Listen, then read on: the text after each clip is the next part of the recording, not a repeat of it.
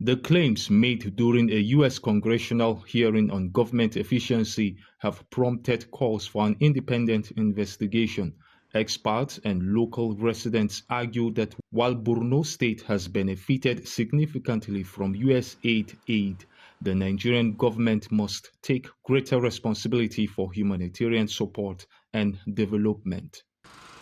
Locals have at different times come up to tell us that, look, this thing is not just the people, it is aided with some kind of forces.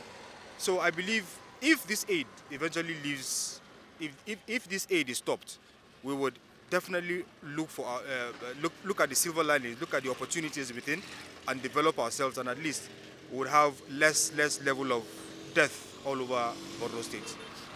Intervention, especially in terms of a health sector, in terms of agriculture, in terms of youth empowerment that are happening.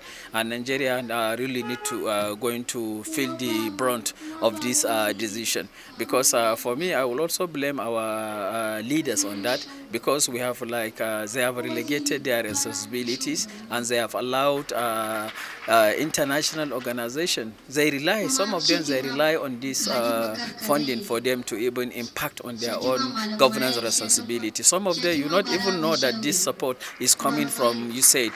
Maiduguri residents emphasized the need for Nigeria to reduce its reliance on foreign aid.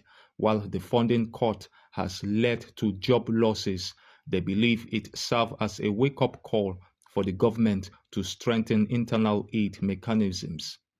I think the US aid officials, that professionals that will be losing their jobs, are about 28,000. And the federal government has agreed to absorb these people into its payroll. So whichever way you look at it, they are going to have a way of livelihood. But if it is going to cost us what it has cost us in the past decade, then I have no regrets, honestly.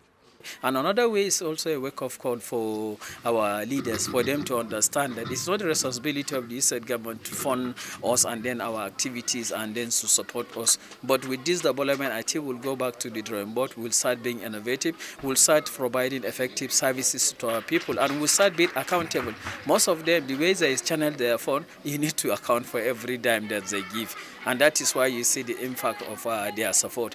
And really, it's a really source of concern for us. It is high time for our government to also act accordingly.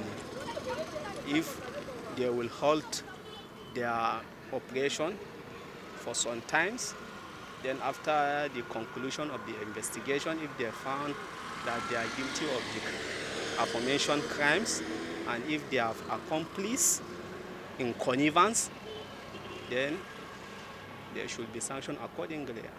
Meanwhile, the National Assembly has set up a committee to investigate the allegations, with many awaiting its findings.